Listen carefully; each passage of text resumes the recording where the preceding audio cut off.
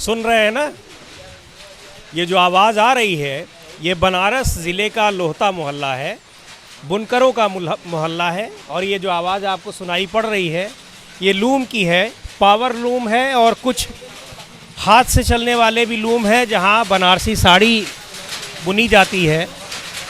और ये आप देख सकते हैं कि यहाँ पे किस तरीके से साड़ी की बुनाई हो रही है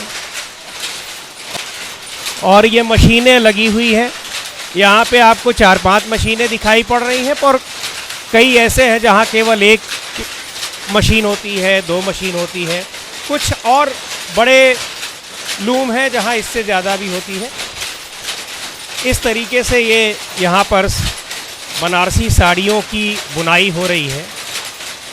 ये पूरा का पूरा ये सब सिस्टम जो है मशीन से चल रहा है और हाथ से भी बनाई जाती है। हाथ से बनने वाली साड़ियों की कीमत ज़्यादा होती है।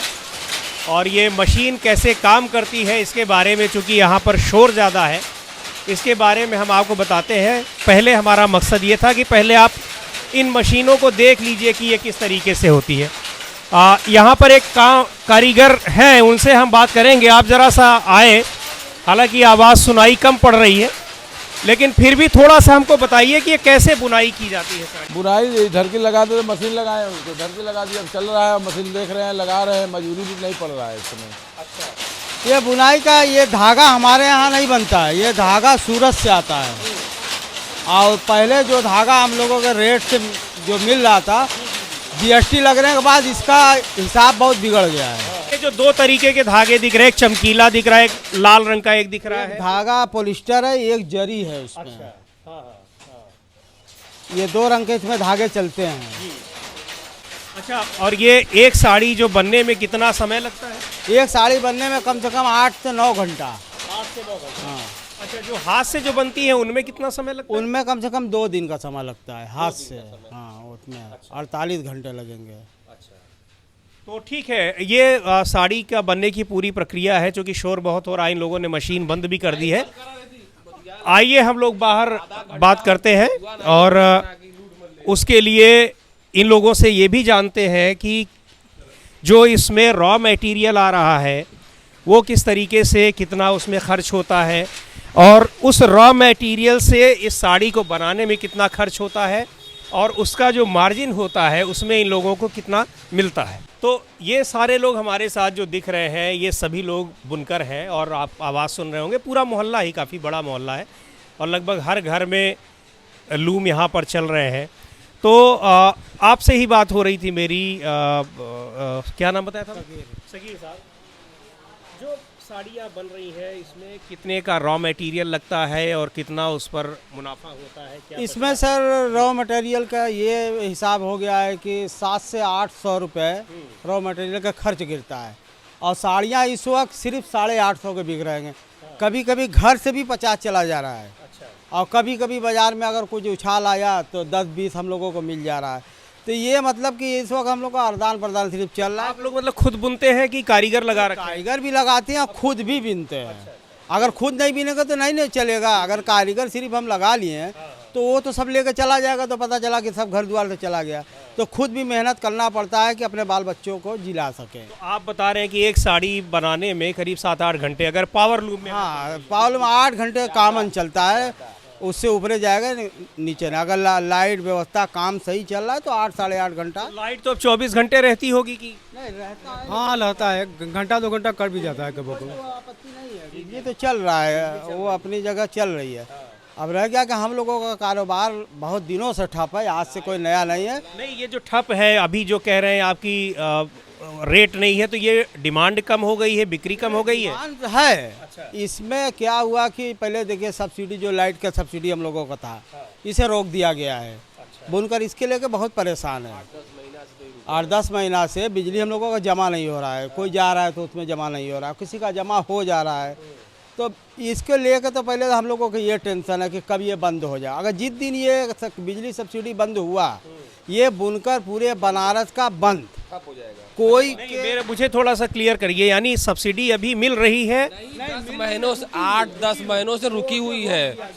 अगर से ये बंद हो गया तो समझ लीजिए कि जो बनारस का पावरलूम का जो हम लोग है उसमें या जो भी हो, सब ये सारा कारोबार ठप हो जाएगा, ऑटोमेटिक बंद हो जाएगा अपने आप। तो क्यों, मतलब बिजली सब्सिडी तो आप रेट बढ़ा दिया। या नहीं, अब गवर्नमेंट जो है अगर 1 किलो पे 1500 या 1000 मांगेगा तो हम लोग कहाँ से दे पाएंगे? अगर 4 मशीनें हैं तो 4000 रुपया। हो गया है सर ना कि जैसे किसानों को जो चल रहा था कि हमारा वो हटाएंगे तो हम कैसे जिएंगे, तो हमारा वही हिसाब है। हमारे पे तो है नहीं, हमारा तो ये काम है कि तुम जी चाहे बेचो।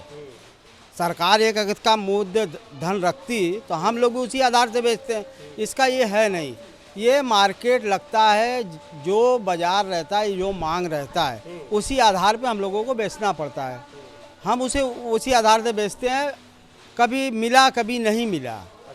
कहाँ आप बेचते हैं? मार्केट में ले जाते हैं या फिर आपके लोग आते हैं खुद ले जाते हैं? चौमवानी पे मार्केट लगता है, ग्राहक आते हैं लोहता बाजार में।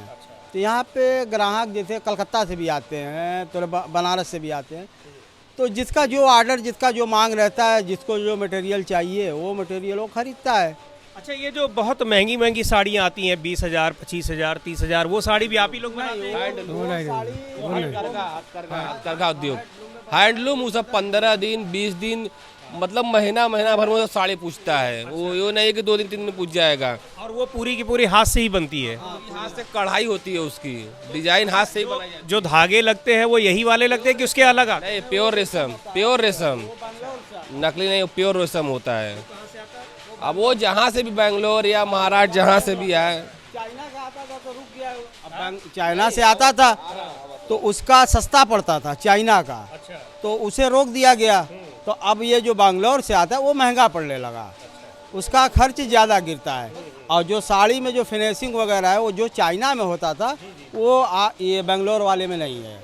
इसका रेशम से उसके रेशम से बहुत फ़र्क है। मतलब वो रेशम ज़्यादा अच्छा वो ज़्यादा अच्छा, उसकी फिनिशिंग शाइनिंग बहुत एवन क्वालिटी। आप लोगों की साड़ी कितने में जाती है? हम लोगों का साड़ी वही 850, 900, 800, 750, जिस दिन जो बाजार हुआ उसका कोई कामन ये नहीं। इसको तो आप देते हैं 750, 800, 900 रुपए जो भी हुआ।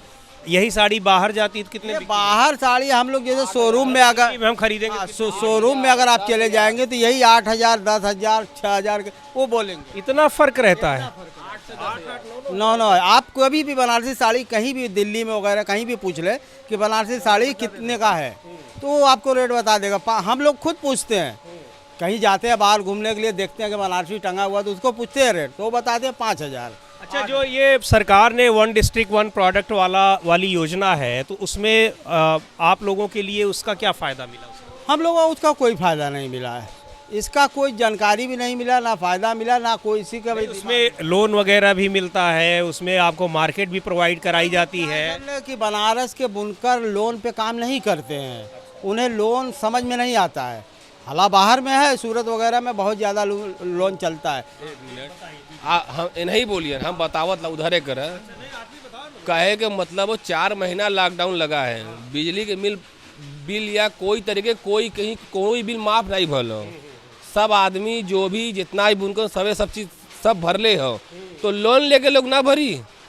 ऐसा कोई आपदा परेशानी आवे अगर 4 महीना 5 महीना खातिर, तो इंसान अगर 4 महीना बैठ के खाए, फिर कारोबार चलल, फिर 2 महीना लॉकडाउन लगल, तो कोई परेशानी इंसान। लॉकडाउन तो अभी लगा है, हमेशा थोड़ी लॉकडाउन लगेगा। बात बता रहे हैं तो मतलब सरकार इसे की सुविधा नहीं दे पावत हो। सुविधा क्या चाहिए? जैसे आप लोग बुनकर हैं तो किस तरह की सुविधा? जैसे कि इसके पहले सरकार में हम लोगों को जैसे कि बहुत सी बुनकर सेवा केंद्र चौका घाट से बहुत तरह के बुनकरों को सामान मिल रहा था, वो सब सारी चीज़ें बंद हो। जैसे किस तरह का सामान? जैसे कि बिनने वाला ढरकी, बाबिन और भी बहुत सी सारी फैसिलिटी, बहुत मतलब सस्ते दामों पे वो चीज़ें मिलती थी। हम लोगों को महंगा मिलता है, जो खरीद के प्रॉफिट रख के बेचते हैं, तो जो सरकार देती थी तो वो बुनकरों को दाम टू दाम मिल जाता था। अच्छा, इसमें आप भी बुनकर हैं, इसमें रेशम, धागा, इनके अलावा और कौन कौन सा रॉ मटेरियल होता है जो इस्तेमाल होता है? कौन सी चीज़ें होती है? वो तो पॉलिस्टर का धागा आता है, पॉलिस्टर ज़्यादा कॉमन है, पॉलिस्टर चल रहा है। धागे के अलावा और इस मशीन में और क्या क्या चीज़ें होती है? मशीन है,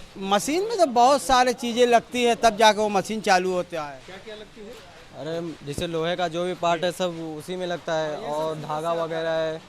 और एक ये मशीन जो अब आपके जहाँ मैं अभी गया था वहाँ 4-5 मशीनें लगी थी, एक मशीन लगाने का खर्च कितना होता है? एक मशीन लगा का खर्च मतलब 1.5 लाख रुपया आ जाएगा, और क्या 1 लाख रुपया 1.5 लाख रुपया। अच्छा, ये जो बिजली से चलने वाली हाँ, ये जो बिजली से चलने वाली है, तो हम लोग अगर इस वक्त नया मशीन लेकर डालेंगे तो एक मशीन चालू करने में लमसम 2 लाख रुपए गिर जाएगा एक मशीन में। उतारते उसका बहुत सारा काम होता है, उसमें सबको देना लेना करते धरते साड़ी उतरते उतरते उसमें 2 लाख रुपए खर्च गिर जाता है कामन तौर से। फिर वो जाके लूम चलना शुरू होता है, फिर उस पर साड़ी बनती है। अब वो साड़ी के लेके अब उसको अगर पैसा अपना लगा के वो ख़रीदा है तो ठीक है, चलो था वो अपना रोजी लगा लिया। अगर कहीं से किराए पे या उधार बाड़ी लेके लगाया तो वो तो पाट नहीं सक रहा है, उसका लूम बिक जा रहा है। अच्छा, जब आप बनाते हैं तो ये पहले से आप एडवांस लेकर के ऑर्डर पे बनाते हैं कि आप बनाते हैं अपने मन से फिर ले जाके बेचते हैं? लेते हैं हम। ये क्या है कि ये बनारस का एक कामन है, ये साड़ी ये चल रहा है, तो कोई भी अपना लेके बना रहा है उसे, और वो मार्केट में जाके बेच के अपना, जैसे एक तरह से किसान का खेती होता है, उसका अनाज निकला या सब्जी निकला वो सट्टी में ले जाके बेच दिया, तो हम लोग का सेम वही काम है। सट्टी लगता है, बाजार लगा, कंधे पे लाद के जाते हैं, उसको जाके हम लोग ग्राहक बैठते हैं, उसको दिखाते हैं, उसको पसंद आता है तो वो दाम बोलता है कि इतने के लेंगे। हमको पसंद आया कि ठीक है, अगर मिल रहा है 10-20 चलो बेच के हटाओ तो बेच देते हैं, नहीं मिला तो कभी वापस भी लेकर चले आते हैं कि कल बेचेंगे। ठीक है, तो जैसे आप कह रहे थे कि कुछ सुविधाएं चाहिए, तो ऐसी क्या सुविधाएं आपको दी जाएं जिससे आपको ये, जैसे सरकार देना चाहे। एक तो आपने बिजली सब्सिडी की बात की। हाँ, मेन तो देखिए इसमें बिजली सब्सिडी आती है मेन, और दूसरा चीज़ जो ये हम लोगों का बनारस का, पूरे बनारस का मैं बता रहा हूँ कि साड़ी का जो रेट है इसका एक स्तर नहीं है। हाँ, तो कौन तय करता है, वही मैं पूछने वाला था। ये तो बड़े व्यापारी तय करते हैं, जो डीलर है बड़े बड़े वो तय करते हैं कि हम कितने का माल खरीदेंगे। तो अब उनसे हम लोग कभी कहते हैं कि ये माल आप इतना सस्ता करें, कहें कि आगे से हमको इतना ऑर्डर है, तो ये अब कहाँ से चल रहा है ये प्रोसेस, ये तो हम लोग का समझ उसके विपणन का जो बाजार की व्यवस्था है वो प्रॉपर नहीं है। अगर वो हो जाए तो इनके लिए वो सहूलियत होगी। इनको मजबूरन उन्हीं कीमतों पर बेचना पड़ता है जो कि ऊपर के व्यापारी तय कर देते हैं, और वो कीमत उसमें इनको बहुत ज़्यादा मुनाफा नहीं मिलता। अगर उसका लेबर कॉस्ट भी जोड़ा जाए तो 150-200 रुपये एक साड़ी पर बचता है, पूरे दिन का उसमें समय लगता है। पर यही है कि अब उसी से जीवन यापन हो रहा है तो उसको ये लोग चला रहे हैं, और पुश्तैनी इन लोगों का धंधा है, रोज़ी है, तो उसको आगे बढ़ा रहे हैं, उसी में सारे लोग लगे हुए हैं।